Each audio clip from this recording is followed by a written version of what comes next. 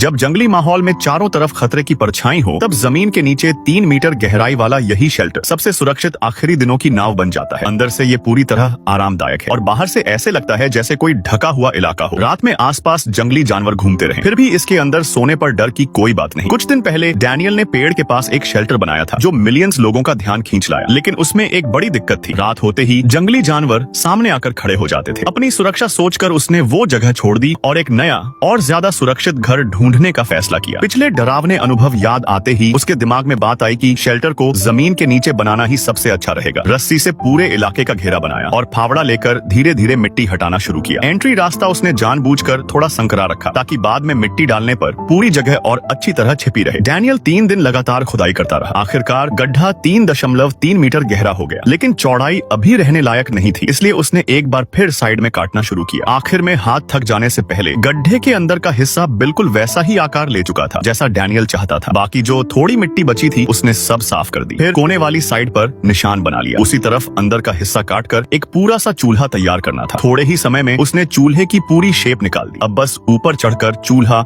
और धुएं का रास्ता बनाना बाकी था। ये काम भी ज्यादा देर नहीं लगा। इसके बाद आया गर्म रखने का सिस्टम। पत्थर दिखने में भले ही बिखरे हुए थे, लेकिन डैनियल के हाथों से वो प्रोफेशनल टीम जैसा बिल्कुल बढ़िया बन गया। जो पत्थर बच गए थे उन्हें उसने ऊपर जमा दिया। धुएं की नाली के ऊपरी हिस्से के तौर पर ऊपर तक अच्छे से जमा कर फिर मिट्टी से ढक दिया ताकि बाहर से देखने पर सब कुछ बिल्कुल नेचुरल लगे। एक नजर में ही समझ आता था कि ये धुएं की नली काफी बढ़िया चलेगी और बिल्कुल वैसा ही हुआ। अब धीरे धीरे पूरा कमरा बहुत जल्द एकदम गर्म हो जाता। अब शेल्टर काफी अच्छा तैयार हो गया था। सिर्फ एक दिक्कत, नीचे उतरना और ऊपर चढ़ना अभी भी थोड़ा मुश्किल था। इसके लिए आसपास उसे एक सूख कर गिरा हुआ पेड़ मिल गया। उसकी छाल और गांठें हटाकर उसे सीधे एंट्री जगह पर फिट कर दिया ताकि पूरा स्ट्रक्चर संभाल सके। सीढ़ी बनाने के लिए जो लकड़ी चाहिए थी वो थोड़ी पतली ही काफी थी, क्योंकि उस पर किसी को बैठना नहीं था, बस अंदर आना जाना आसान हो जाए, यही काफी था। ये सर्पिल डिजाइन जगह भी बचाता है और कुत्ता भी आराम से ऊपर चढ़ सकता है। सच में कुत्तों को भी ज्यादा समय नहीं लगा समझने में कि यही उनके नए घर का रास्ता है। ये हो जाने के बाद डैनियल ने मोटी लकड़ियों को बराबर लगाकर बिछा दिया ताकि बेड का बेस बन सके। अब पूरा काम खत्म होने में बस एंट्री और दरवाजा बाकी था। उसने पहले एक लकड़ी खड़ी लगाई और उसी पर टिकाकर बाकी लकड़ियां फिट कर दी। ऊपर की जो छोटी छोटी जगहें बची थी उन्हें भी उसने पहले की तरह मिट्टी से बंद किया। मिट्टी का हल्का पीला नारंगी रंग भले ही दिखाई देता था, लेकिन ऊपर सूखी घास और पत्ते फैला देने पर वो बिल्कुल जमीन में मिल जाता था। लेकिन खुले गड्ढे का मुंह उसे बिल्कुल भी सुरक्षित नहीं लगा, इसलिए उसने जल्दी से कुछ टहनियां रस्सी से बांधकर गोल शेप बना लिया। अब सवाल था ढक्कन किससे बनेगा। इसी सोच में उसकी नजर पास पड़ी छाल पर गई। वो छाल बिल्कुल नेचुरल कैमोफ्लेज थी, गड्ढे को छिपाने के लिए परफेक्ट। लकड़ी की अजीब शेप जंगली जानवरों को अंदर आने से रोकेगी भी। उसने ऊपर सूखे पत्ते फैला दिए और देखते देखते रात हो गई। चारों तरफ जंगल की आवाजें भर गईं, लेकिन अब उसके पास पूरी तरह सुरक्षित घर था जहां वो आराम से अंदर बैठकर खाना भी बना सकता था।